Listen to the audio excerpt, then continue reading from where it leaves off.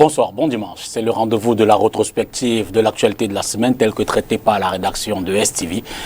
Évidemment avec l'invité qui permettra l'analyse et le commentaire du point de vue de son analyse. Ce dimanche, nous avons un jeune qui, évidemment, exerce dans le milieu politique, bien que opérateur économique.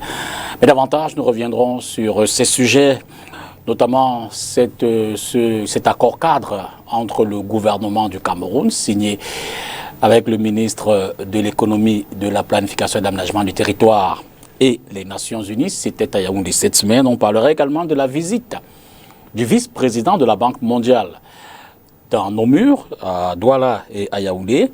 Le 8e contingent de la MINUSCA qui a un nouveau commandant. Le ministre délégué à la présidence chargé de la défense y a effectué un déplacement. On reviendra sur ces soldats qui sont tombés du côté du nord-ouest cette semaine, pas moins d'une quinzaine, face aux séparatistes. On parlera de la commémoration de Ruben Oumniobé, de la visite du président de la CAF et bien d'autres sujets, les questions de désordre urbain, le coup d'État en Guinée équatoriale, bref. Ce sera, je l'ai dit, avec notre invité de ce dimanche. Il est le président pour les régions littorales et nord-ouest, littoral et sud-ouest de la Presby, la jeunesse du président Paul Biya. Il parlera davantage de ces questions-là. Je l'ai dit, c'est un opérateur économique, promoteur du groupe K2A, militant du RDPC. C'est l'occasion peut-être de faire avec lui le point du renouvellement des organes de base qui ont cours en ce moment. Il est de la sous-section Makeya 1 et depuis, je l'ai dit, près de 3 mois déjà, coordonnateur national en charge des régions du littoral et du sud-ouest de la Presby. C'est bien Konaté Abdul Aziz Daniel. Bonsoir Konaté. Bonsoir Monsieur Dipita. C'est un plaisir d'être avec vous aujourd'hui dans cette belle émission que je suis déjà depuis un moment.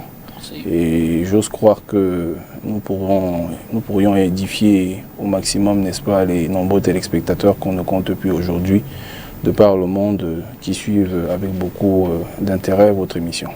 Ouvrons par la Presby pour dire qu'il y a des réformes qui sont organisées au sein de votre mouvement, qui ont cours et qui, semble-t-il, du moins selon le souhait des jeunes que vous êtes qui portez ce mouvement-là, il est question évidemment de conforter la présence et le pouvoir du président Biya. C'est quoi ces réformes en fait?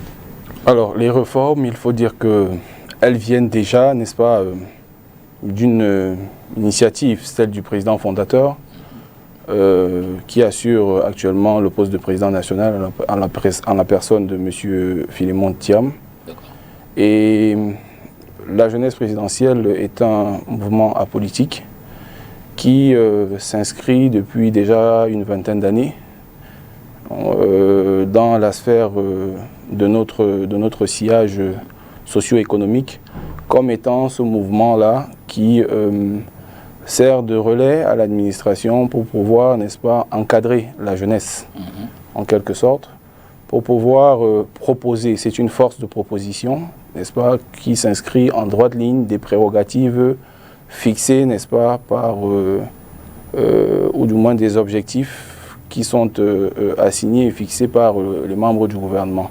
Et en la personne desquels, bien évidemment, trône à la tête le premier, le chef de l'État, son Excellence Paul Biya. Donc nous sommes ce mouvement-là qui sont avant-gardistes sur un certain nombre de sujets sensibles où, au travers des questions véritablement d'actualité, nous discutons, nous prenons un dialogue d'ouverture, bien évidemment, avec les différentes chapelles, que ce soit politiques, corporatistes, syndicales et autres. Et nous sommes donc ce mouvement-là qui essayons un peu on va dire ça ainsi, fourrer, n'est-ce pas, notre nez un peu partout. Et ça nous donne la latitude de pouvoir véritablement avoir des échanges directs, des échanges qu'on n'a pas très souvent avec, bien évidemment, certains partis politiques, ou alors quand on est sous le label d'une chapelle politique. Ces échanges-là permettent que nous puissions recenser véritablement des propositions intéressantes, des propositions qui permettent, n'est-ce pas, de faire une synthèse. Et cette synthèse-là, une fois que nous pouvons la structurer, nous la soumettons à qui de droit, bien évidemment, pour qu'elle puisse, n'est-ce pas, véritablement s'implémenter au niveau de nos sociétés. Alors, je recompare pour nous autres, les observateurs qui ne sont pas, qu'en fait, qui regardons ça de loin. Comment s'organisent tous ces mouvements de soutien autour du groupe présidentiel? Il y a la presse B, il y a le JRDPC, il y a tout récemment on a découvert les franquistes. Tout ça, comment est-ce qu'on met ça en mouvement qui c'est peut-être pour atteindre vos objectifs? Alors, ce qu'il faut préciser, c'est même très important, et c'est là le nœud gordien du problème, c'est que nous ne sommes pas... C'est un mouvement qui est né sous le président de la République, son Excellence Paul Biya, mais ce n'est pas un mouvement qui est assujetti au président de la République. C'est un mouvement qui a une dimension bien plus grande. Nous sommes là et nous nous inscrivons de façon, je crois, aujourd'hui assez claire, comme étant, n'est-ce pas, ce mouvement-là qui s'inscrit en droite ligne avec les prérogatives, n'est-ce pas, des institutions, avec les institutions. Et en la matière, pour le moment, le garant de ces institutions au Cameroun est bien son Excellence Paul Biya. D'accord. Pour bien planter le décor, pour qu'on se comprenne bien, il y aura forcément un après Paul Biya. Mais la jeunesse présidentielle ne s'arrêtera pas après le président Paul Biya. La jeunesse présidentielle devra continuer son parcours avec le prochain garant des institutions qui viendra, n'est-ce pas, se placer à la tête de nos institutions. Et la jeunesse présidentielle est un mouvement que nous pourrions calquer, n'est-ce pas, je serais tenté de regarder de l'autre côté de l'Atlantique quand on a parlé de la jeunesse gaulliste. Vous avez jusqu'aujourd'hui, vous avez encore, en tout cas jusqu'à l'avant-président qui est là actuellement, vous avez eu toute une génération qui ont défilé à la tête de l'État. Ça a été la jeunesse gaulliste. Vous avez en Côte d'Ivoire la jeunesse oufotiste. Et je pense qu'il y a encore un président qui est au pouvoir actuellement, qui justement découle, n'est-ce pas, de cette idéologie-là. C'est un peu ça la jeunesse présidentielle. C'est un mouvement qui s'inscrit en droite ligne, n'est-ce pas, avec la sauvegarde, le respect des institutions et bien évidemment la sauvegarde, n'est-ce pas, de l'héritage politique que les précédents, et en la matière, le premier, c'est le président Paul Biya, n'est-ce pas, ont pu mettre au service de la nation. Mais ce n'est pas un mouvement un parti politique bis, comme on l'entend très souvent. Nous n'avons rien à voir avec la politique au sein de la jeunesse présidentielle. Nous ne faisons même d'ailleurs pas de la politique au sein de la jeunesse présidentielle parce que, justement, dans ce mouvement-là, nous avons comme chef d'antenne, nous avons certains départementaux qui sont des autres chapelles politiques. Nous avons à l'intérieur, nous avons des sympathisants du MRC, du PCRN, du FSNC, de l'UNDP. Nous discutons avec tout le monde. Nous prenons véritablement l'ouverture parce que cette ouverture-là est une question essentielle pour nous parce que nous parlons nation au sein de la jeunesse présidentielle. Nous ne parlons pas d'une entité. Et comment structurellement vos actions sont menées sur le terrain? Alors, nos actions sont menées sur le terrain. Nous nous organisons. Il y a une coordination nationale. Il y a 4 coordinations nationales. 4 coordinations nationales dont les 10 régions ont été disséquées. Vous voyez que là, moi, j'ai la charge de la région du littoral et du sud-ouest. Il y a une autre coordinatrice, le coordinateur du centre-sud-est, il y a le coordinateur du Grand Nord, et il y a le coordinateur du nord-ouest et bien évidemment de l'ouest et du nord-ouest. Donc, voici comment est-ce que la jeunesse présidentielle est repartie. Ces quatre coordonnateurs donc, ont la lourde responsabilité d'organiser, n'est-ce pas, justement, les différents bureaux de relais au niveau départemental, au niveau des arrondissements et au niveau bien évidemment des quartiers. Donc nous mettons des cellules, nous avons des présidents régionaux, actuellement nous avons des présidents régionaux autant pour moi que nous mettons en place et actuellement d'ailleurs c'est en cours, les bureaux régionaux sont en train d'être quasiment formés sur toute l'étendue du territoire. Nous avons des départementaux, nous avons des chefs d'antenne d'arrondissement et nous avons des cellules d'antenne dans les quartiers. Donc, via ce mécanisme-là, ça nous permet de pouvoir constituer une base de données avec laquelle nous travaillons et nous sommes en contact, n'est-ce pas, des réalités du quotidien que vivent les jeunes dans les quartiers, dans les villes, dans les arrondissements, dans les départements. Et ces informations, nous les réunissons, nous faisons une base de données et nous organisons via aussi bien évidemment des séminaires et des colloques que nous organisons. Et ce qui nous permet donc à ce moment-là de pouvoir, n'est-ce pas, contenir une base de données que nous synthétisons et nous présentons donc un certain nombre de problématiques. Parce qu'il faut noter quand même que chaque région a ses spécificités, chaque département a ses spécificités et les types de problématiques aussi diffèrent. D'accord. Je suggère, on va poursuivre l'échange, comprendre peut-être le premier reportage de la semaine, je l'ai dit à l'entrée de l'émission.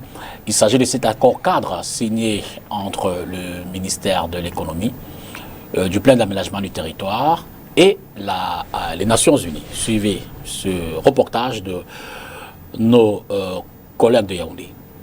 Le présent plan cadre de coopération des Nations Unies pour le développement durable est le principal instrument à travers lequel le gouvernement du Cameroun et le système des Nations Unies coopéreront durant la période 2022-2026 pour la mise en œuvre des priorités nationales et la contribution à l'atteinte des objectifs de développement durable. Pour nous, cette coopération va changer beaucoup de choses. Pourquoi? C'est vraiment aligné à l'agenda 2030. C'est vraiment aligné à la stratégie nationale du pays qui vise à faire le Cameroun un pays émergent à l'horizon 2035. Et c'est aussi aligné à l'agenda 2063 de l'Union africaine. Ce plan cadre vise à faire du Cameroun une terre d'opportunités, d'engagement citoyen et de bien-être des populations.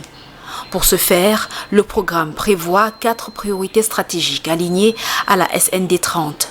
La protection de l'environnement, le développement humain et social, la croissance inclusive et durable ainsi qu'un appui institutionnel et la participation citoyenne. À chacune de ces priorités stratégiques sont attachés des résultats escomptés au niveau des réalisations et au niveau des produits relatifs à chaque réalisation. L'engagement et l'action multipartite sont le socle même de ces stratégies et l'on s'appuie sur une amélioration de l'approche.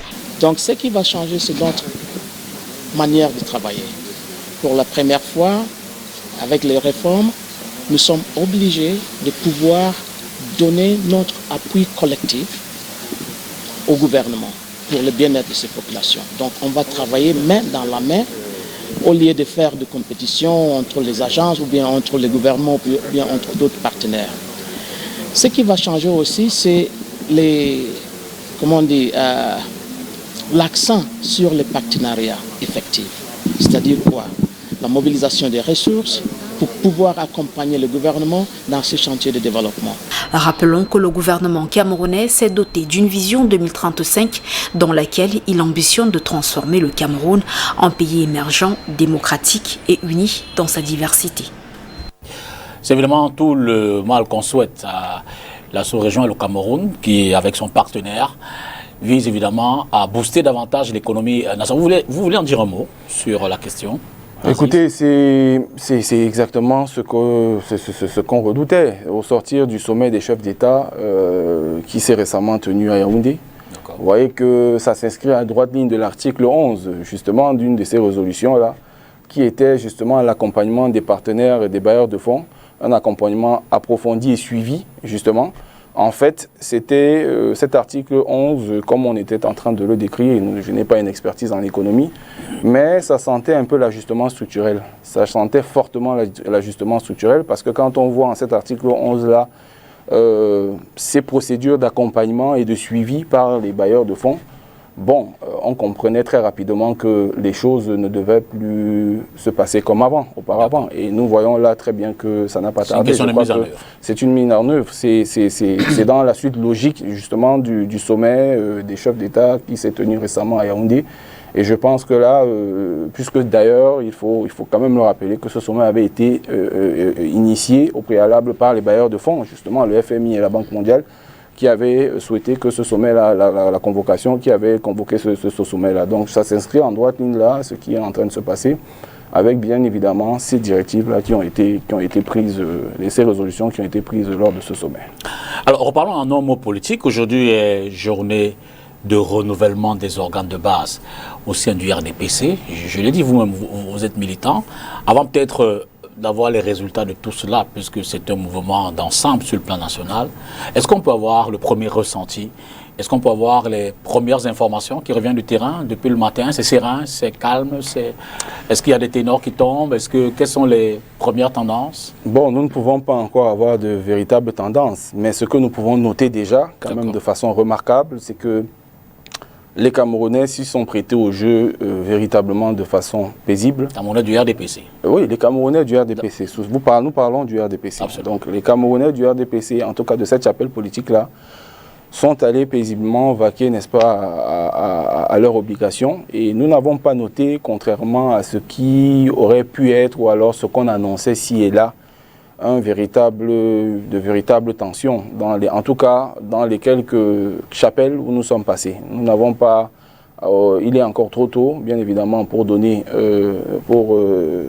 avoir des tendances, mais nous pensons quand même que ce qui a été vu, observé ici et là depuis le matin, ne semble pas pouvoir s'inscrire dans une dynamique d'insurrection ou alors de désordre ou alors une dynamique qui serait celle qu'on a vue il y a quelques mois dans la ville de Douala lors de l'élection des maires de ville où il y a eu beaucoup de tensions et autres. Non, là, nous pensons en tout cas ce qu'on a vu, c'est une certaine accalmie. Et puis ça se passait dans une ambiance même bon enfant, dans d'autres chapelles. Donc je pense que normalement la suite logique serait que une bonne partie des leaders soient reconduits bien évidemment à leur poste et qu'il y ait des nouveaux visages. Parce que n'oublions pas que c'est même l'objet même, n'est-ce pas, de la circulaire qui est sortie. C'était justement que nous puissions avoir des visages qui reflètent au maximum la base, qui reflètent véritablement les consonances même, n'est-ce pas, des différents milieux dans lesquels justement ce mouvement politique-là est engagé.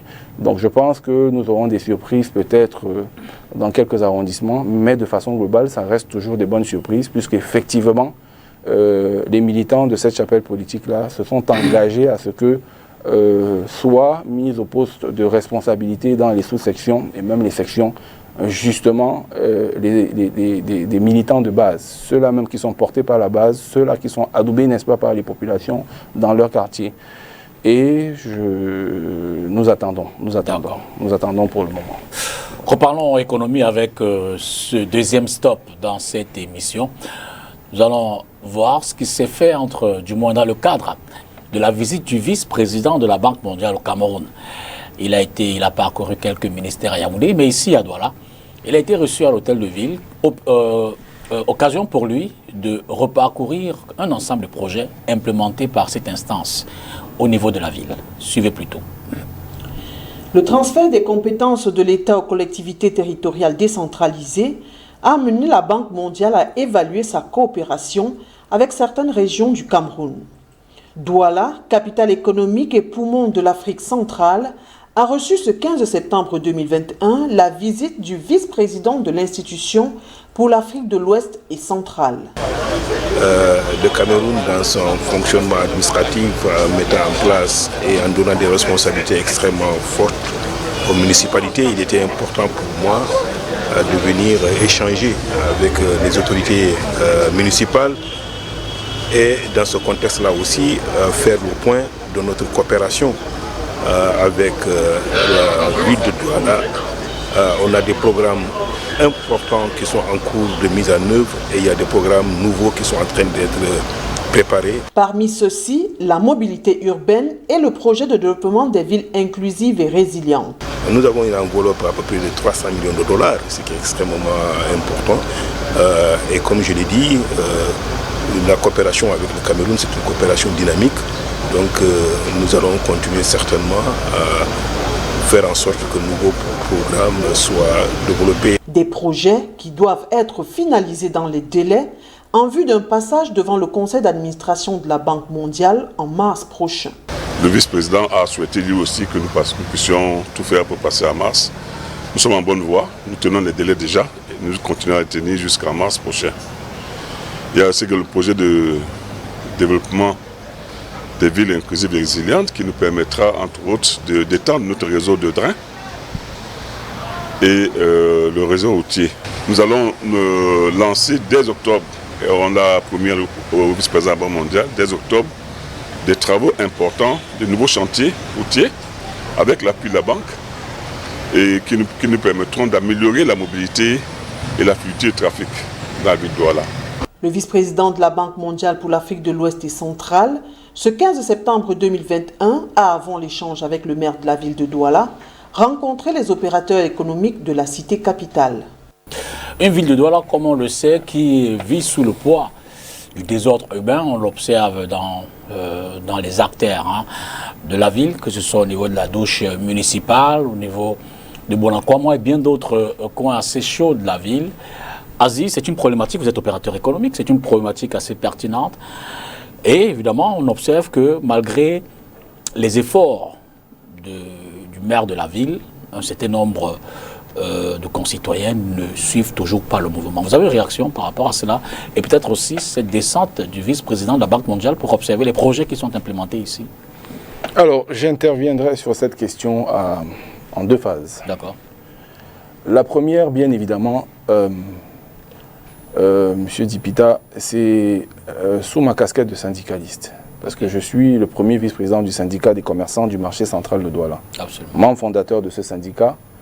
Et les questions de désordre urbain, nous en avons longuement échangé, à plusieurs reprises d'ailleurs, avec la mairie de ville et l'autorité administrative, que je salue d'ailleurs, au travers du préfet Djouvouri, au travers du maire de ville, qui font un excellent travail, en tout cas qui recherchent des solutions, qui sont dans la recherche permanente des solutions pour pouvoir justement améliorer, n'est-ce pas, ou du moins éradiquer cette pandémie-là. Maintenant, il reste un problème. Le problème du désordre urbain dans la ville de Douala, pour ne parler que de la ville de Douala que je maîtrise. Il y a un problème je serais tenté de dire, il y a un problème de responsabilité administrative, de compétences administratives. Parce que si vous voulez régler un problème, pour ne parler que des espaces où vous avez les commerçants qui envahissent la voie publique, ben, il faudrait déjà que vous arrêtez de leur prendre des tickets journaliers de 500 francs par exemple. Je dis comme ça. TVP. Voilà, de 500 francs. Occupation Parce temporaire qu'à de la voie partir du publique. moment où vous prenez 1 franc à quelqu'un, il est en droit de réclamer aussi quelque chose en retour. Absolument. Vous ne pouvez pas, je prends l'exemple, quand il y a eu le début de la pandémie, de cette pandémie Covid-19, le chef de l'État avait pris une note très importante où on avait suspendu pendant, je crois, 3 mois les droits de place dans les espaces marchands. Ça a fait l'objet de beaucoup d'échauffements entre les régisseurs et même les commerçants, parce que d'aucuns n'étaient pas d'accord qu'on suspende les droits de place. Pourtant, c'était une mesure qui incitait, parce qu'on savait que l'économie du Cameroun, justement, était fragilisée tout au début de cette pandémie-là. Et il fallait donc permettre, c'était une main que le chef de l'État envoyait à ces populations pour pouvoir leur permettre de pouvoir supporter ou alors de pouvoir traverser cette période difficile. Mais je puis vous rassurer qu'une fois que les 3 mois sont passés, mais on a fait payer quand même le rappel de cette OTVP de 3 mois à ces commerçants. Bon, maintenant, si vous voulez donc qu'ils libèrent la voie publique, il faut déjà commencer par arrêter de prendre ces tickets de 100 francs. Ensuite, si il y a des solutions alternatives, parce que le tout réside dans des solutions alternatives, c'est-à-dire que le tout n'est pas de demander aux gens de disparaître, plus que de façon incroyable ou alors de façon réaliste, la loi de l'offre et de la demande n'est pas équitable. Absolument. Nous avons une demande qui est trop forte et l'offre qui est trop faible. Aujourd'hui, par exemple, le marché central en lui seul ne peut plus absorber, n'est-ce pas, ou alors la douche et autres. Il faut créer des espaces. Il faut réfléchir. Ce n'est pas que ces espaces n'existent pas. Ces espaces sont là. Ces espaces demandent tout simplement que l'autorité administrative, une fois de plus, de concert entre eux, puisse s'entendre sur un certain nombre de points. Et c'est là où intervient donc la problématique de la compétence administrative. Parce que si vous avez une mairie d'arrondissement qui revendique la gestion d'un bâtiment public pour arrondir séquestre, ou alors pour pouvoir être à jour, n'est-ce pas, sur les objectifs qu'ils se fixent en début d'année budgétaire, et que vous avez de l'autre côté une structure qui est au-dessus de ces mairies de ville, qui est appelée mairie de ville aujourd'hui, qui a la pleine gestion de ces édifices publics, il y a un conflit de compétences entre les deux entités. Et ce conflit de compétences, malheureusement, ceux qui en payent le prix fort, ce sont les citoyens. Justement parce que, vu qu'il n'y a pas une certaine clarté, bien évidemment, dans la gestion de ces espaces-là, ça fait que chacun essaie de tirer la couverture de son côté et malheureusement, la voie de la raison, celle-là qui devrait être, n'est pas très souvent bien exploitée. La conséquence directe, c'est que justement, vous venez aujourd'hui, vous mettez des lacrymogènes ou alors vous chassez les gens à coup de ceci, à coup de cela. Aussitôt que vous êtes en train de repartir, avant d'avoir gagné même votre base, les gens sont en train de reconstruire sur la même voie publique. Ça, c'est le premier problème. Le second, c'est que, et bien même que ces plans, ces excellents plans, je dis encore que parce que, nous voyons, la mairie de ville fait beaucoup d'efforts et ils sont en train ils développent des stratégies. Mais une fois que, par exemple, vous avez mis un plan, comme ils l'ont fait dernièrement, ils ont engagé le programme de restitution du trottoir aux piétons. C'est une très bonne chose. Mais il faut que vous mettez après le service après-vente. Absolument. Qui va avec. Le service après-vente, c'est quoi? C'est la police municipale. C'est avec l'accompagnement peut-être de... Bon, on ne demandera pas à la police nationale parce que déjà, il faut régler de bien gros problèmes dans la ville de Douala. Mais au moins, vous avez une police municipale qui fonctionne, qui devrait être là pour essayer d'accompagner ces mesures que vous prenez. Parce que, en même temps, c'est des budgets que vous mettez en place, c'est de l'argent du contribuable qu'on dépense pour pouvoir, bien évidemment, mener ces opérations-là. Mais après, il faut un service après-vente.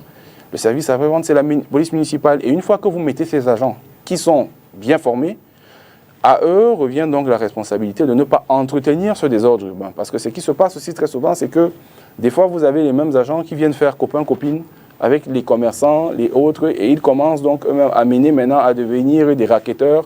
Et malheureusement, les consignes qu'on leur donne ne sont pas toujours ce qui est respecté sur le terrain. Donc voilà un peu la problématique du désordre urbain. Vous faites bien de la déployer ainsi, cette problématique. Mais comment on en sort? Quelles sont les solutions? Parce que justement, peut-être on prend les 100 francs, mais ça ne représente rien à côté de ce qu'on pourrait engranger si les choses étaient viabilisées, que les espaces marchands soient alloués à ces commerçants qui se retrouvent sous les trottoirs, dans des zones vraiment réquisitionnées, aménagées, pour que les populations aillent de ce côté-là. Quelles sont les solutions justement pour sortir de ce désordre urbain? Justement, j'ai commencé par vous dire tout à l'heure qu'il y a des solutions qui existent. Mais encore une fois, il faudrait qu'on puisse vouloir regarder tous dans la même direction. Okay. Encore là, vous avez des problèmes, des conflits de compétences qui vont se poser. N'allons pas très loin. Je parle parce que c'est un milieu que je connais très bien. Parlons du cas de Douala 2e, parlons du cas du marché central. J'aime bien prendre à titre illustratif cet exemple. Vous avez pas très loin de là le camp TSF. Vous avez, il n'y a même pas 2 ans, 3 ans, on a déguerpi des gens, notamment, on a dégagé près de 9 hectares au camp TSF. C'était pour des projets similaires. C'était pour des projets similaires. Quand on a fait dégager des gens, notamment, ça a créé tout ce que ça a pu créer en termes de vacarme dans la ville de Douala. Mais c'était justement pour la matérialisation de projets similaires. Mais pourquoi, après 2 ans, ce n'est pas le cas? Voilà des questions qu'il faut se poser. Maintenant, seule l'autorité administrative peut répondre à ce type de questions.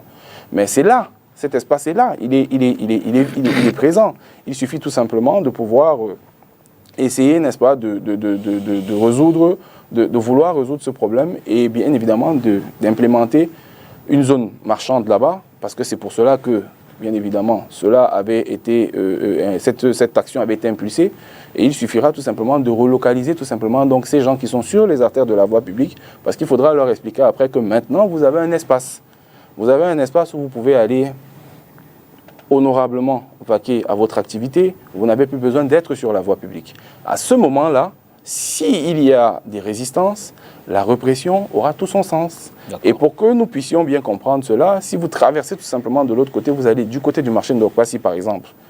Le cas du marché Ndokpassi est un cas patent, où on a déjà terminé d'aménager ce marché. Il est fini, il est opérationnel, personne ne veut aller à l'intérieur. Les gens sont sur la voie publique. Pourtant, il y a un espace dédié, n'est-ce pas, pour cette activité. Qu'est-ce qu'il faut faire au marché Ndokpassi? Il faut represser. Il faut represser parce que les gens n'ont plus de raison de se retrouver sur la voie publique. Là, ça devient de l'incivisme.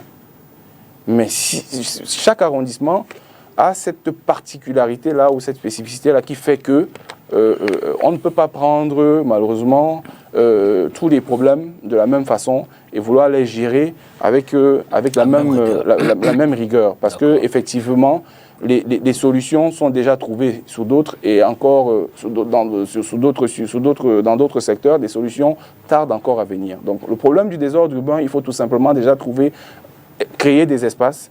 Une fois que ces espaces sont créés, maintenant c'est un problème d'éducation. Parce qu'il faut dire aussi qu'il y a, M. Dipita, malheureusement, cette problématique, le problème de l'éducation. Les Camerounais ont un véritable problème avec l'éducation. Le civisme même, le respect, n'est-ce pas, des institutions et des règles. Et à ce moment-là, donc, force devra revenir à la loi, bien évidemment. Mais est-ce qu'on ne prendrait pas le chemin inverse, au lieu de dire les Camerounais? Est-ce que ce n'est pas l'administration qui a un peu relâché du lest dans le cadre, justement, de l'éducation au civisme, de l'encadrement des populations, dans le respect des règles minimales de vie en société? Non, moi, je ne pense pas, monsieur Dipita, je ne pense pas. Vous savez, on ne peut pas aussi tout demander et en même temps ne rien vouloir faire en retour. Il faut quand même que les Camerounais, à un moment, se ressaisissent. L'État fait déjà beaucoup. Notre administration, moi, je vous prendrai le cas. Je ne fais pas l'apologie d'une quelconque autorité ici, mais quand c'est bien, il faut dire que c'est bien. Je vous prendrai le cas, par exemple, nous avons vécu ici à Douala des microbes. Mais le régional de la police, M. Essogo, a tapé du poing sur la table et avec autorité. Et vous voyez que maintenant, de moins en moins, nous n'entendons même plus. Il n'y a même plus cette histoire de microbes dans la ville de Douala. Justement, c'est un bel exemple qui devrait peut-être s'étendre à d'autres secteurs. Les microbes sont apparus, on a eu une solution adaptée, les microbes sont partis. Là, on a des cas d'incivisme qui sont vécus, qu'on côtoie au quotidien. Il faut certainement des solutions adaptées également. Bien évidemment, mais c'est avec aussi, n'est-ce pas, l'appui des populations, avec l'apport des populations, avec l'apport du citoyen. Le citoyen a son rôle à jouer, n'est-ce pas, dans ces changements-là. Le citoyen doit pouvoir avoir son apport. Son apport, c'est quoi? C'est déjà la volonté de pouvoir respecter, n'est-ce pas, les institutions et les règles qui sont mises en place. C'est cette volonté, n'est-ce pas, de pouvoir améliorer la qualité de vie, n'est-ce pas, du milieu où on peut travailler, ou alors où on vit même, où on vit, de sa famille.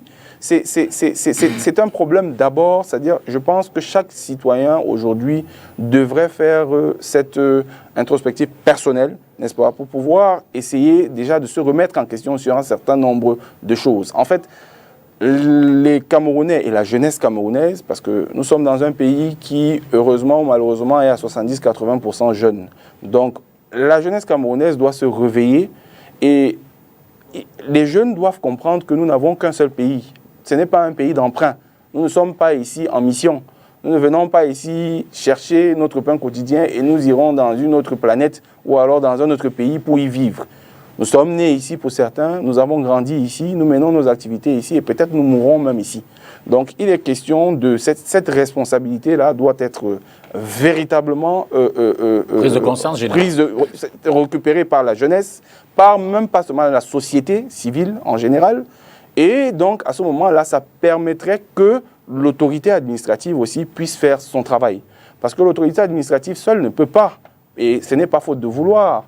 Il y a beaucoup de bonnes mesures qui sont déjà même mises en œuvre, qui sont même en train d'être mises en œuvre. Vous avez entendu tout à l'heure le maire de ville vous dire qu'on va démarrer certains chantiers à partir du mois d'octobre pour bien évidemment améliorer la qualité de vie des Camerounais, notamment les problèmes d'inondation. Quand on vous dit qu'on va accentuer encore sur les problèmes de drain, c'est pour améliorer la qualité de vie des Camerounais. Quand on vous dit que le problème du désordre urbain, ils vont démarrer encore une campagne, bien évidemment, qui sera un peu plus musclée que les précédentes. C'est pour améliorer la qualité de vie des Camerounais. Mais les Camerounais eux-mêmes déjà doivent comprendre que je ne peux pas venir payer un ticket de 100 francs alors que je sais que là où je vais mettre ma marchandise, là, c'est interdit. D'accord. C'est interdit. C'est un problème de civisme et les Camerounais doivent déjà prendre conscience de cela.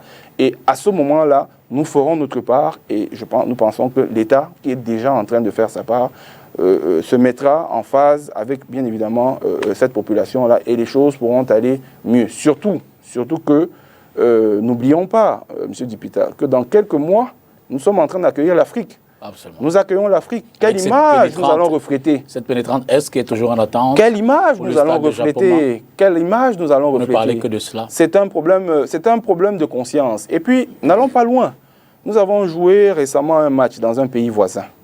Bon, un pays pas très loin d'ici. Nous avons joué sur un stade, M. Dipita. Faites exprès de ne pas citer la Côte d'Ivoire. Bon, nous avons joué sur un stade qui, si ça aurait été ici au Cameroun, j'ai même déjà pitié, ne serait-ce qu'à en parler, de nos pauvres autorités et du président de la République. Au moins bon. Voilà. Non, ce n'est pas le moins bon, mais je voulais vous interpeller sur le comportement citoyen des Ivoiriens. Vous n'avez pas vu, dans la semaine qui a suivi, des journaux se mettre à tirer de tout feu, sur l'autorité administrative ou alors sur l'autorité administrative de la Côte d'Ivoire, ou bien alors se mettre à dire tout et n'importe quoi. C'est pour comprendre que ce n'est pas parce qu'il n'y a pas de malaise, ce n'est pas parce que c'était gai pour eux de jouer en Mondovision, surtout un match éliminatoire comptant Coupe du Monde, organisé par la FIFA. Mais on n'en a pas fait plus que ça. Ce n'est pas parce qu'à l'intérieur, ils ne sont pas en train de faire un travail. Nous devrons aussi peut-être copier un peu cette façon de faire, d'arrêter. Et en ce sens-là, vous les médias, vous avez un rôle majeur à jouer, n'est-ce pas, dans l'accompagnement, n'est-ce pas, de cette vision et de cette information-là. Revenons à nos reportages. On va aller cette fois-là à l'Est, accompagner le ministre délégué à la présidence chargé de la Défense, Joseph Betty Assomo, y est allé installer le commandant du 8e contingent camerounais de la MINUSCA. Vous le savez, la MINUSCA, c'est la mission des Nations Unies en Centrafrique. Reportage.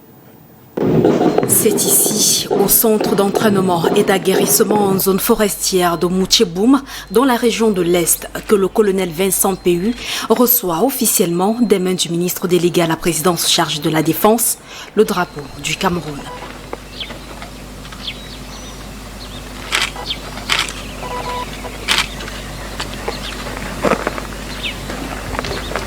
Cet officier supérieur va commander les 1070 hommes et femmes représentant le 8e contingent camerounais de la mission multidimensionnelle intégrée des Nations Unies pour la stabilisation en République centrafricaine, MINUSCA.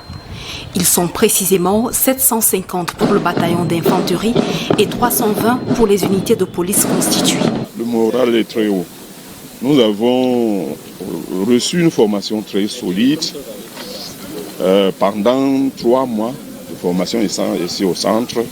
Les Nations Unies ont envoyé une équipe pour venir nous évaluer et à la fin, ils ont certifié le bataillon et que le bataillon est capable d'aller remplir cette mission dignement. Donc nous n'avons pas de crainte. Ce détachement des casques bleus camerounais sera basé, comme les précédents, à Bossangoa, dans le nord-ouest de la Centrafrique, avec pour mission de protéger et de veiller sur les civils. Le haut commandement est clair dans ses instructions. Mesdames, Messieurs les commandants des casques bleus camerounais en partance pour la RCA, je vous engage à faire preuve de rigueur dans l'encadrement des hommes et à être proactif en rendant compte dans les meilleurs délais possibles à la hiérarchie de toute situation pouvant porter atteinte à la crédibilité du Cameroun ou entraver la bonne exécution des missions qui vous sont confiées.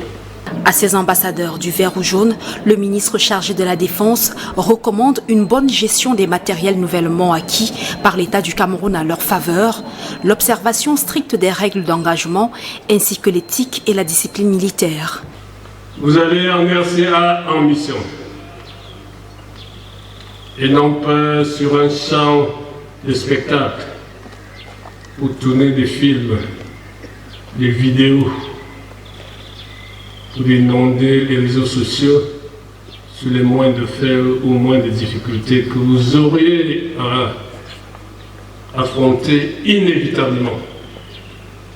La sécurité militaire était ensuite par nos soins de combattre avec fermeté cette mode de diffusion des faits militaires dans les réseaux sociaux par les militaires eux-mêmes.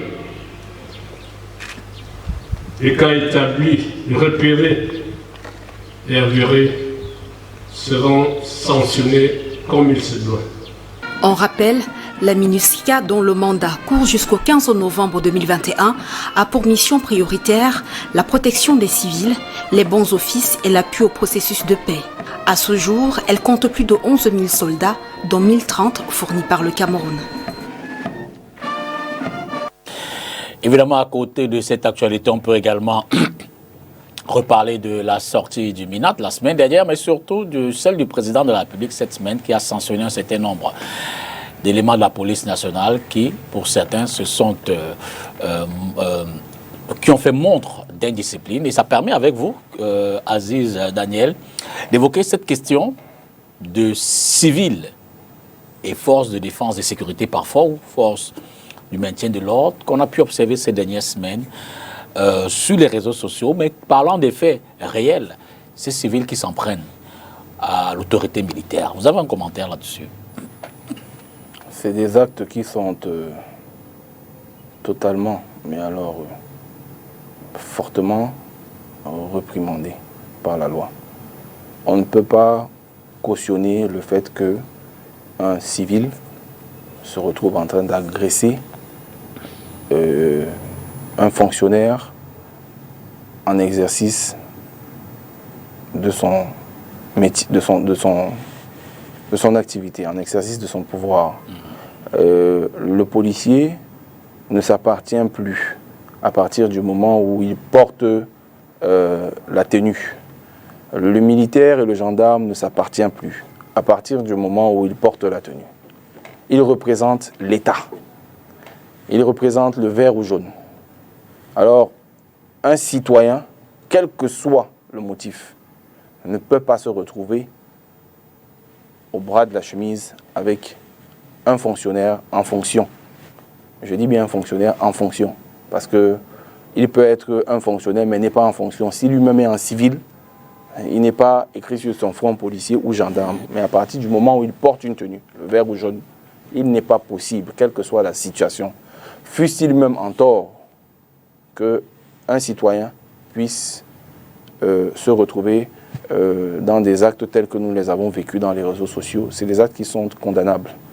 Maintenant, il est aussi vrai que des brebis galeuses existent partout. Il est aussi vrai que certaines de ces fonctionnaires de police, gendarmerie, militaires et autres, n'honorent pas toujours la tenue même qu'ils portent. Parce que, vous l'avez entendu encore, le MINDEF le disait tout à l'heure, d'autres se transforment en des metteurs en scène, d'autres se transforment en des danseurs d'exception, d'autres se trouvent dans des bars. Bref, des comportements qui n'honorent pas, bien évidemment, la tenue qu'ils portent, la symbolique que représente, n'est-ce pas, la tenue qu'ils portent. Et en cela, bien évidemment, on peut comprendre, n'est-ce pas, la déconstruction de l'idéologie même, du principe, n'est-ce pas, fondamental que représente ce que ce fonctionnaire-là, n'est-ce pas, peut à ce moment-là représenter. C'est-à-dire que s'il se retrouve dans un espace qui ne cadre pas, bien évidemment, avec sa fonction, comme je l'ai dit tout à l'heure, dans un milieu de joie ou alors en train de mener un certain nombre d'activités qui ne cadrent pas avec sa fonction, très rapidement, effectivement, il y a une confusion qui peut s'installer dans l'esprit du citoyen lambda et peut dégénérer à des situations telles que nous les avons vécues, bien évidemment, dans les médias. Mais toujours est-il que les actes qui sont posés, de violence qui sont posés au travers, bien évidemment, des fonctionnaires de police sont encadrés par la loi. Et il faudrait que ceux qui s'aventurent dorénavant dans des actions comme celle-là puissent subir la rigueur de la loi pour qu'ils puissent bien comprendre que la notion qui tente à dire que la peur du gendarme est le début de la sagesse n'est pas que une vision de l'esprit, mais elle est encore bien réelle et elle est applicable au Cameroun. Donc au jour d'aujourd'hui, il faudrait que ces responsables-là, et je pense que c'est en train d'être fait, en tout cas selon les informations que nous avons, il y a un recadrage qui est en train d'être fait au niveau de ces fonctionnaires-là pour qu'ils reprennent, n'est-ce pas, une certaine dignité que représente bien évidemment la tenue qu'il porte. Et les citoyens, au travers de la jeunesse présidentielle par exemple, aujourd'hui, nous, dans nos campagnes de sensibilisation, dans nos campagnes d'adhésion, nous avons une série de messages que nous diffusons au travers des réseaux sociaux, au travers des médias, au travers de porte-à-porte, justement dans la nécessité absolue, n'est-ce pas, des populations à respecter, n'est-ce pas, ces institutions-là, à respecter, n'est-ce pas, ces règles-là qui régissent le bon fonctionnement de notre République. D'accord. Le sujet, cette fois-là, qu'on aille dans la région du Nord-Ouest notamment, je l'ai dit, 16 éléments des forces de sécurité et de défense ont perdu la vie cette semaine. Ils étaient face aux séparatistes, évidemment dans ce conflit qui dure depuis octobre 2016. Reportage.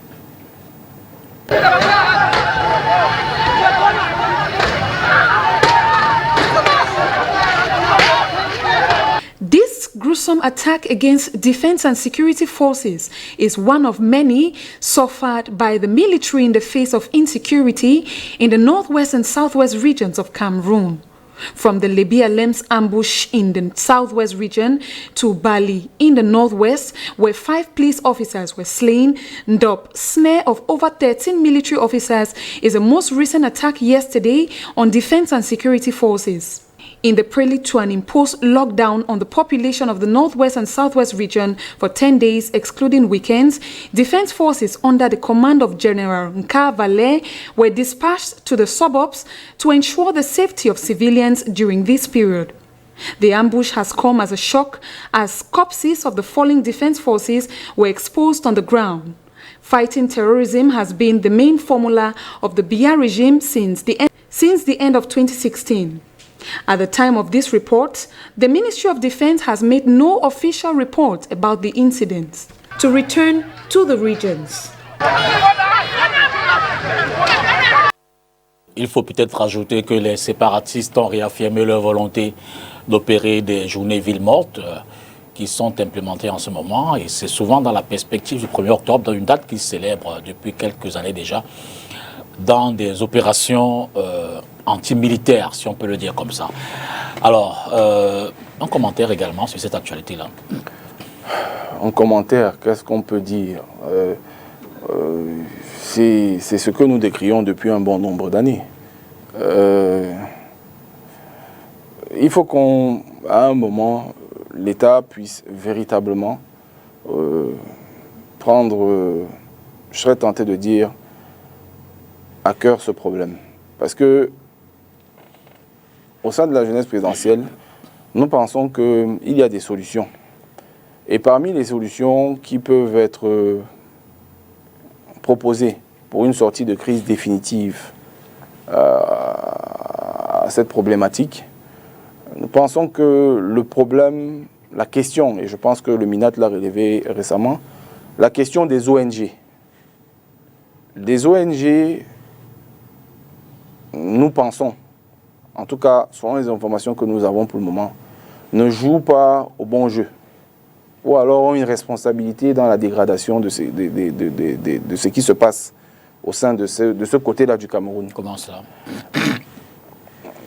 C'est des informations que nous ne pouvons pas partager. Mais les ONG, il faudrait que le gouvernement se penche véritablement sur la problématique des ONG. Parce que, voyez-vous, M. Dipita, dans tous les pays du monde, ce n'est pas un cas d'école au Cameroun, où il y a des crises, et je parle là des pays qui sont très avancés ou qui sont même les berceaux de la démocratie, disons-le ainsi, pour ne parler que des États-Unis d'Amérique. Quand il y a un cas de crise, on fait d'abord avec les organisations internes, c'est-à-dire que les organisations américaines. On ne va pas prendre un consultant allemand ou russe ou chinois pour venir intégrer une problématique américaine. Il faudrait d'abord que nous commencions par revenir sur ce principe élémentaire. Ce sera déjà un début de sortie de crise. Parce que quand vous avez des véhicules, parce que comment vous pouvez comprendre que des Camerounais ont commencé à se plaindre d'un certain nombre de faits il y a 5 ou 6 ans.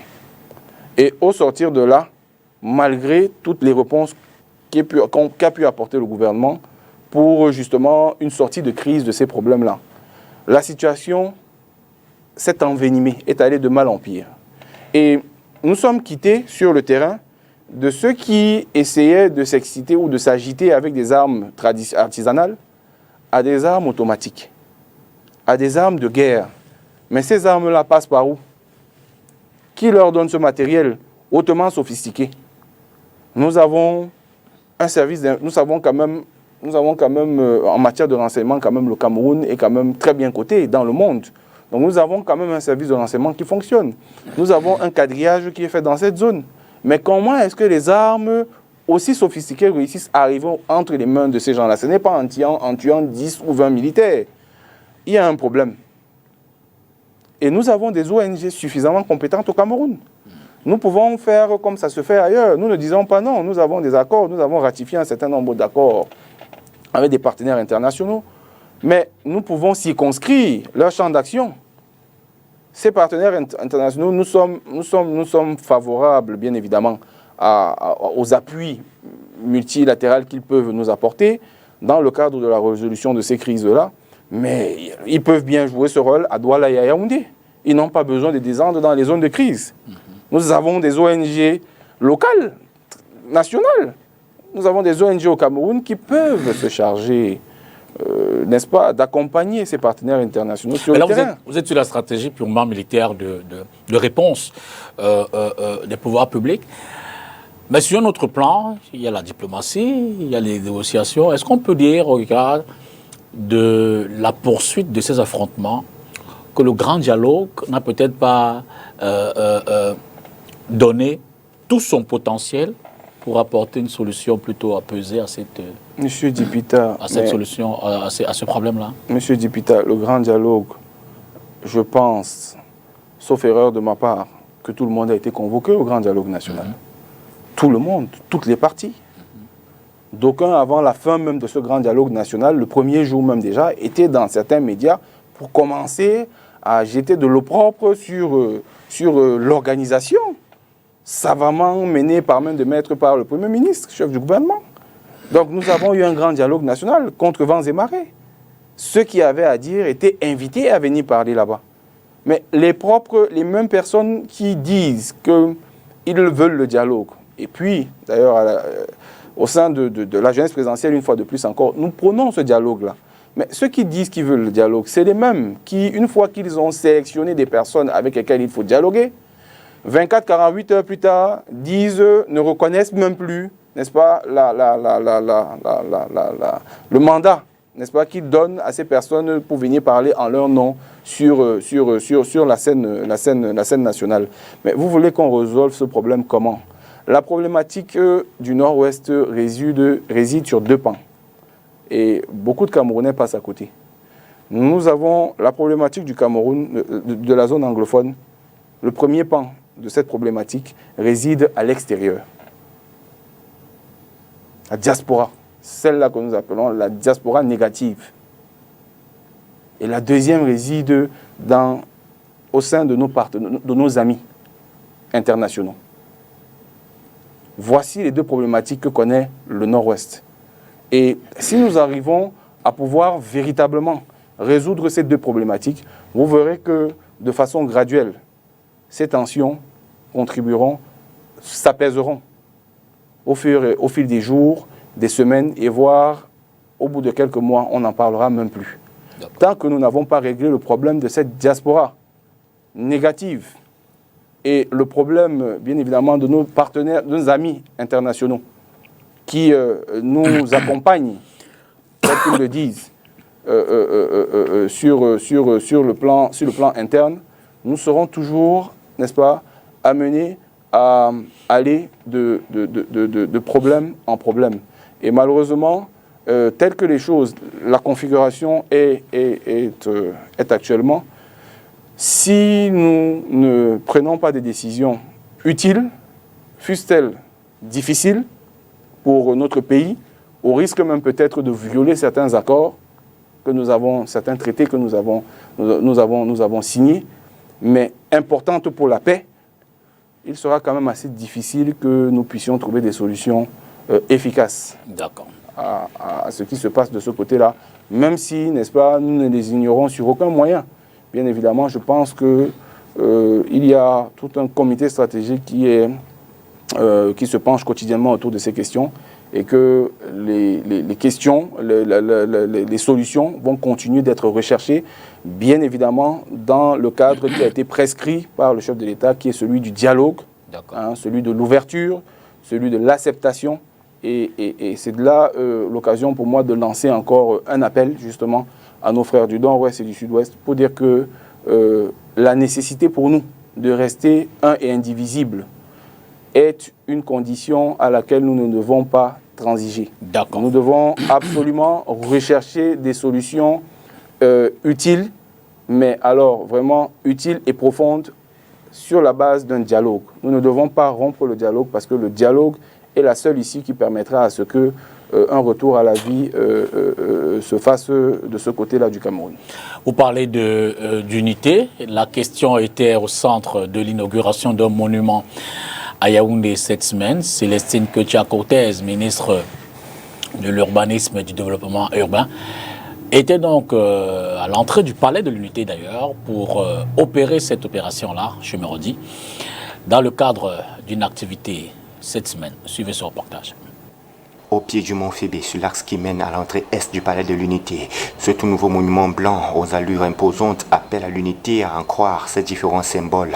10 colonnes en cercle représentant les 10 régions, une couronne circulaire, jet d'eau, 10 statues de lion, un pylône surmonté d'une étoile pivotante, signe d'une union de plusieurs forces. Les symboles expressifs qui précèdent, ainsi que la présence de cet ouvrage à l'entrée du palais de l'unité, ont naturellement inspiré la proposition de le nommer Monument de l'unité. Dénomination qui a été adoptée par délibération du Conseil de communauté urbaine de Yaoundé et qui a aussi bénéficié de la haute approbation du chef de l'État.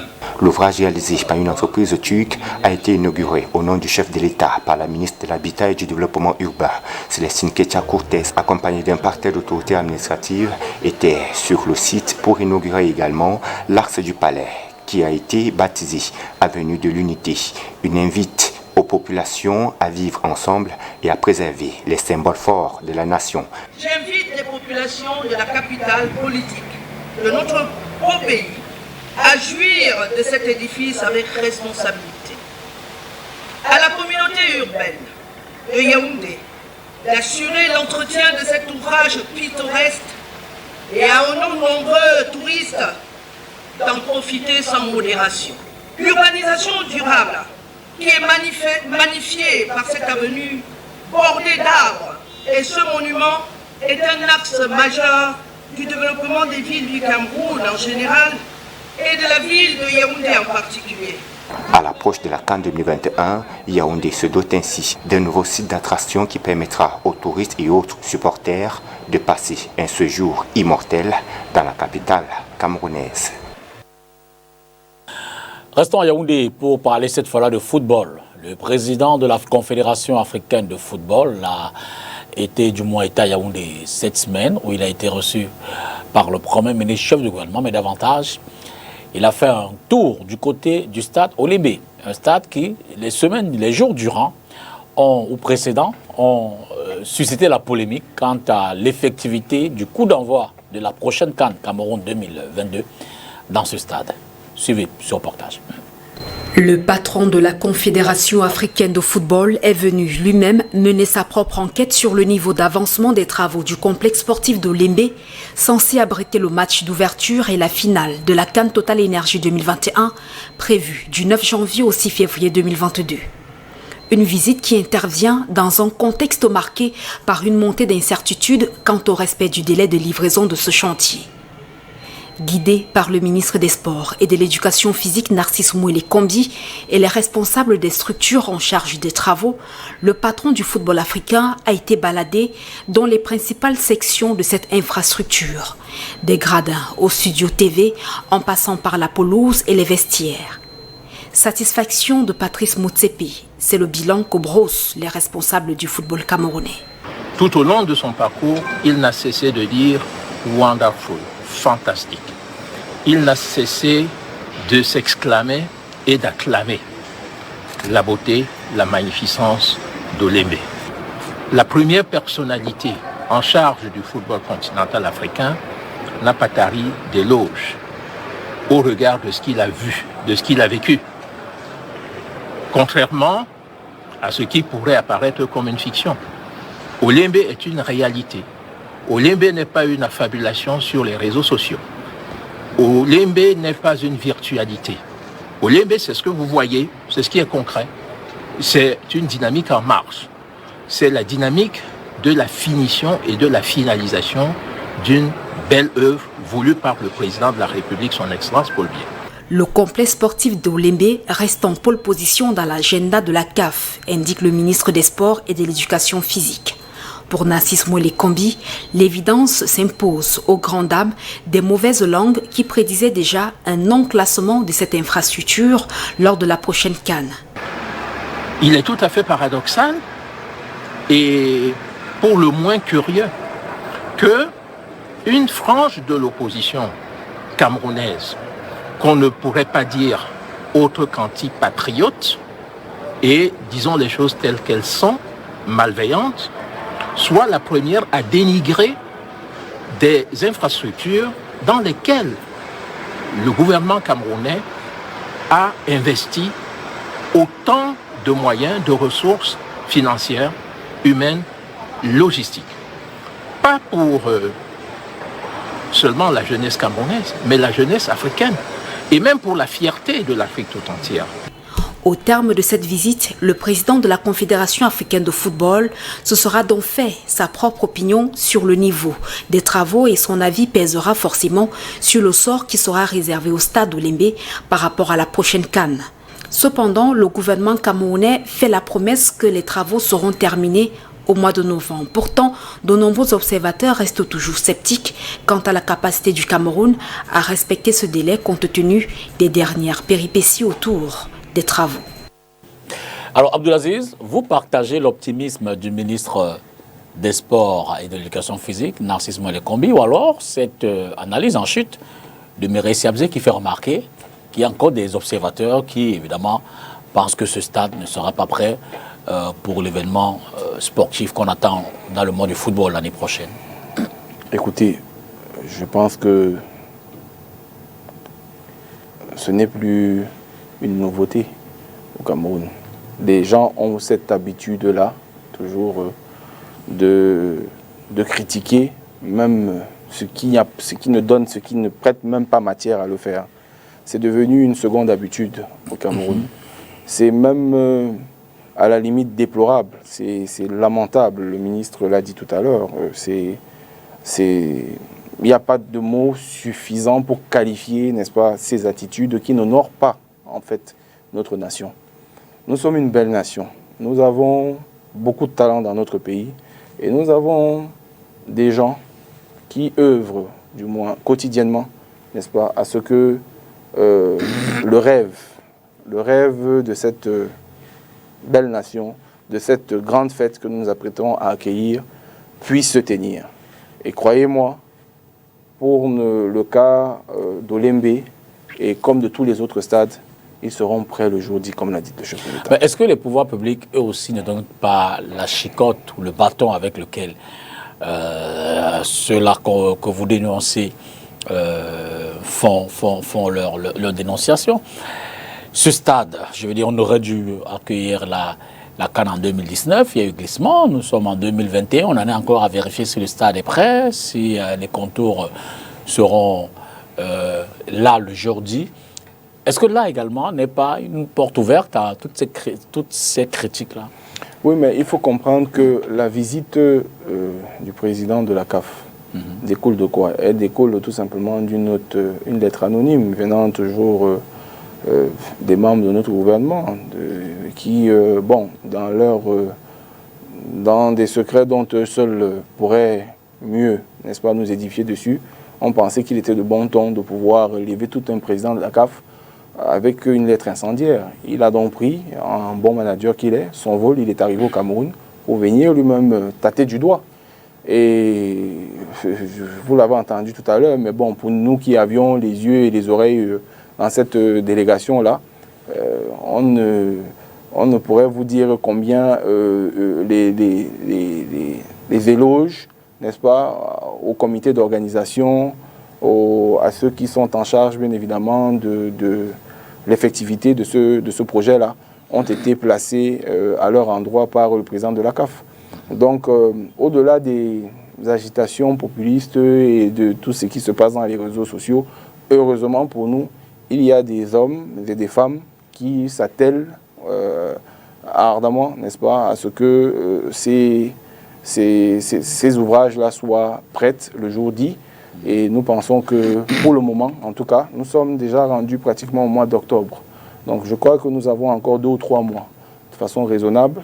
Et il n'y a pas, pour le moment, une entrave qui pourrait permettre à ce que cela, bien évidemment, ne se fasse pas. Plus que tous les Camerounais de tous bords sont invités, n'est-ce pas, à participer du mieux qu'ils peuvent. D'ailleurs, nous, au sein de la jeunesse présidentielle, déjà nous entendons mettre, ne serait-ce que nous, déjà nous entendons mettre 35 000 jeunes, n'est-ce pas, volontaires, à la disposition, bien évidemment, du comité d'organisation, pour pouvoir essayer de se déployer, pour pouvoir justement amplifier cette fête-là, cette fête mondiale du ballon. Et nous pensons que nous invitons en tout cas tous les Camerounais, n'est-ce pas, à faire pareil, à cesser définitivement ces actions de nuisance-là qui n'honorent pas le Cameroun. C'est des petites guerres fratricides, internes entre des petites personnes, parce que, tel gère ceci.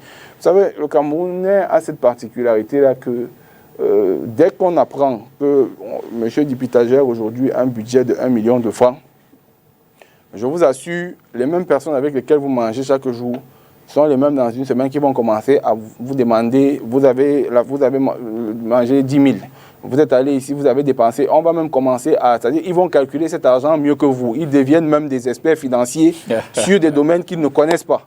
Ça c'est, excusez-moi le terme, c'est une invention peut-être de ma part, mais c'est les camerounaiseries.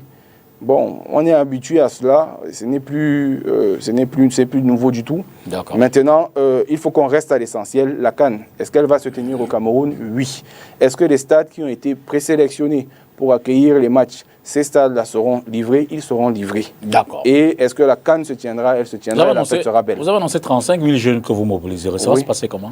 Nous allons les mobiliser, des volontaires. À travers le territoire national. Dans nos 10 régions, nous allons faire, nous sommes déjà d'ailleurs au travers d'un important projet que nous allons démarrer à partir du mois d'octobre, notamment que nous avons dénommé la Caravane de la Paix, le cri du Mont Cameroun. Nous allons traverser les 10 régions, nous allons commencer du Grand Nord, nous passerons par le centre, nous passerons par le littoral, nous passerons par le centre-sud-est, nous passerons par le littoral et nous aurons pour point de chute Bamenda. Donc nous allons au travers de cette caravane-là, bien évidemment, sensibiliser les populations, les jeunes, au travers justement de l'importance de la paix. Et bien évidemment une campagne de recensement aussi, où nous allons donc mettre au service, n'est-ce pas, en tout cas à la disponibilité du comité d'organisation de la CAN, 35 000 jeunes volontaires pour pouvoir accompagner le projet de la CAN pour que la fête soit belle.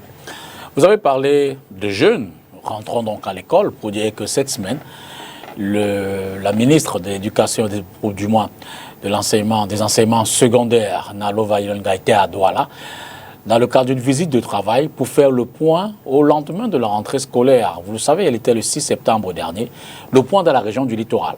Au centre des débats, la question des APE. Reportage.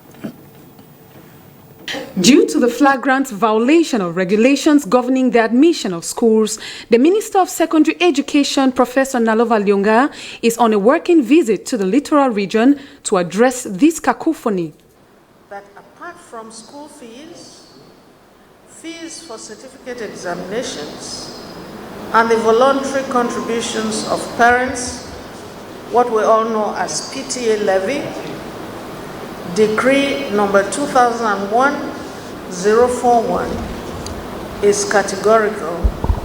Students seeking admission do not have to pay any other fee.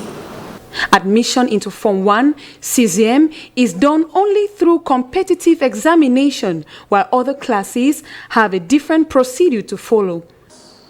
A standing committee created by Ministerial Order number 365B1-1464, Mineduc, is the only channel for the admission of new students. No fee is required for the study of files submitted to this committee. I equally seize this opportunity to remind members of the educational community that paying for charges other than those recognized by law is an act of corruption. Barely a month to the launch of the school year, the Minister of Secondary Education's visit to the Littoral region comes in a time where thousands of internally displaced persons cry foul in the admission of students in school. Today's visit was attended by the Governor of the Littoral region, Samuel Dieudonné Ivahadiboa, a few principals and vice principals for the smooth running of the school admission process. Sortie d'un membre du gouvernement cette semaine, cette fois-là à Yaoundé. Le ministre Manaouda Malachi, le ministre de la Santé publique donc, a reçu quelques matériels, des ambulances notamment, et autres éléments qui vont évidemment servir dans le cadre de la Coupe d'Afrique des Nations de football de l'année prochaine. Ceci a permis au ministre de faire un état des lieux de cette situation ou alors de cette composante sanitaire. Reportage. Première escale, le centre des urgences de l'hôpital central de Yaoundé. Dans la perspective de la CAN 2021, l'hôpital s'est doté d'un matériel de pointe pour parer à toute éventualité. Tout le circuit de prise en charge d'un patient en cas d'urgence a été réorganisé. En termes d'imagerie, nous avons un scanner qui est fonctionnel, nous avons une échographie Doppler qui est fonctionnelle, nous avons une radio numérique qui est fonctionnelle. En termes de réanimation, nous avons un bloc opératoire qui a 2 salles d'opération équipées. Nous avons les soins intensifs qui ont été revus avec les équipements en termes de réanimation, de respirateurs, de moniteurs. Donc sur le plan médical, vraiment, nous sommes prêts à recevoir des patients et des gros patients. Aussi, des ambulances médicalisées de type C seront déployées dans les stades pour assurer le service de pré-hospitalier. Le ministre de la Santé publique s'est globalement réjoui de ces observations, malgré quelques renforts nécessaires à enregistrer ici, notamment en termes de ressources humaines. Il y a quelques réglages à faire, mais nous pensons que même si c'est demain, nous pouvons répondre à la demande au niveau des formations hospitalières. Même ambiance à l'hôpital général de Yaoundé, où le plateau technique a subi quelques rénovations. L'on annonce par ailleurs des séances prochaines, des simulations afin de corriger les manquements avant la CAN. Nous allons visiter en réalité l'ensemble des formations sanitaires des villes qui vont accueillir la CAN. C'est important de le faire avant parce que s'il y a des choses à refaire, s'il y a des corrections à apporter, nous aurons quand même 1 ou 2 mois pour le faire avant que la compétition ne se tienne. Faisant d'une pierre 2 coups, le ministre de la Santé publique a inauguré le centre d'hémodialyse de l'hôpital général qui apportera à coup sûr une bouffée d'oxygène aux patients d'insuffisance rénale. Nous avons acquis 10 générateurs neufs qui ont été installés et qui sont fonctionnels aujourd'hui. Ça a permis, n'est-ce pas, d'améliorer le service là-bas, de rendre disponible et de renforcer, n'est-ce pas, le service à offrir aux patients souffrant d'insuffisance rénale. Voilà qui mettra certainement un terme au sempiternel mouvement d'humeur observé dans cette formation sanitaire. Abdelaziz Konaté, reparlons peut-être des APE, cette sortie du ministre Nalova Yonga qui désormais demande aux responsables des établissements de l'enseignement secondaire de fixer le taux maximum à 25 000 francs. C'est une problématique qui pose énormément de polémiques dans l'enseignement secondaire au Cameroun. Oui, effectivement. C'est même bien dommage que tout un ministre ait encore à venir se pencher sur une problématique qui, ma foi, si on était revenu tout simplement et purement sur l'aspect textuel, on ne se poserait même plus ces questions-là. Parce qu'il y a quand même un arrêté, je crois, un arrêté présidentiel, un décret présidentiel, autant pour moi, qui fixe bien évidemment, n'est-ce pas, les taux de ces APE-là. Je pense bien, c'est une loi de 96, si je ne me trompe, 94 ou 96, qui parle de, je crois, 7 500 ou 8 000 francs, les frais d'APE à payer. Bon, et il y a eu le décret d'application, parce qu'il y a eu, le décret du chef de l'État, et un peu plus tard, il y a eu même au niveau de l'Assemblée nationale, je crois bien c'est la loi d'application de ce décret. Donc, peu de temps après, un comité, je crois, est sorti, a fait une sortie. Je pense que c'était sous l'ère du ministre Mbappé, si je ne me trompe. Hein, c'était Mbappé, si je ne me trompe, pour pouvoir fixer ou alors réinterpréter, n'est-ce pas, ce décret présidentiel et ramener donc cet APE-là autour de sensiblement, je crois, 20 ou 25 000 francs. Après, donc, c'était la débandade totale. Donc, vous avez un décret qui a été mise en place. Vous avez une loi d'application, mais qui a été mise de côté au profit plutôt d'une note qui a été prise comme la règle. Et découlant donc de cette note, nous avons observé toutes les dérives qui s'en sont suivies dans les différents établissements. Vous avez même dans certains établissements privés où les APE vont jusqu'à, nous sommes tous parents d'élèves, vous payez jusqu'à 50, 60 000 francs d'APE, 80 000 francs d'APE. Bon, si Madame le ministre a pu faire cette sortie-là pour essayer de recadrer les choses qui ne sont pas toujours en droite ligne des textes d'application, mais qui essayent de ramener les choses dans un contexte plus ou moins acceptable, on va dire accordé avec faute. Mais on aurait pu penser que Madame le ministre serait tout simplement revenue sur le décret d'application, n'est-ce pas, la loi d'application qui avait été votée sortant d'un décret présidentiel qui fixait bien évidemment ces APE-là autour de 8 000 francs, je crois, 7 500, 8 000 francs. Maintenant, bon, on ne peut pas tout remettre en question. Le cadre est déjà là. Je pense que nous pensons que la personne la plus autorisée à fixer le cap, maintenant à tout le monde de se conformer. Et nous espérons que, bien évidemment, après cette mesure-là, il faut le suivi. C'est comme on parlait tout à l'heure, il faut le suivi. Il faut un suivi pour qu'au niveau des établissements, en tout cas, que ce soit véritablement appliqué. Et nous allons, en ce qui nous concerne, bien évidemment, au sein de la jeunesse présidentielle, veiller à ce que ces directives prises par Madame le ministre, effectivement, soient applicables, parce que nous aurons les yeux et les oreilles un peu partout au sein des établissements pour que les parents ne subissent plus, n'est-ce pas, ce qui se fait au quotidien dans ces établissements-là. D'accord, nous allons dans un moment parler de la Guinée, mais avant, puisqu'on aborde le volet international, il y a une actualité plus récente, j'ai failli dire plus pressante, sur ce concert de Valsero au Zénith, la salle mythique pour les spectacles en France. Je veux dire, d'aucuns pensent que c'est l'aboutissement pour un artiste. Cette salle, on aura certainement les images dans le cadre de nos prochains reportages, nos éditions d'information.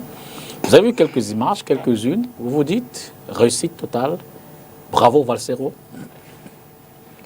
Écoutez, ça fait partie des divers. Monsieur Valsero, c'est un artiste camerounais. Il porte le vert ou jaune sur la scène internationale. C'est à l'honneur du Cameroun. Maintenant, monsieur Valsero frise peut-être un peu avec on va dire ça comme ça, il frise avec des jeux qui ne sont pas les siens. Ne fait pas la politique qu'il veut, mais fait la politique qu'il peut. Alors, M. Valsero est un artiste. Il devrait rester dans le contexte qui est le sien, celui d'un artiste. Et il fait d'ailleurs très bien son métier parce que c'est un artiste.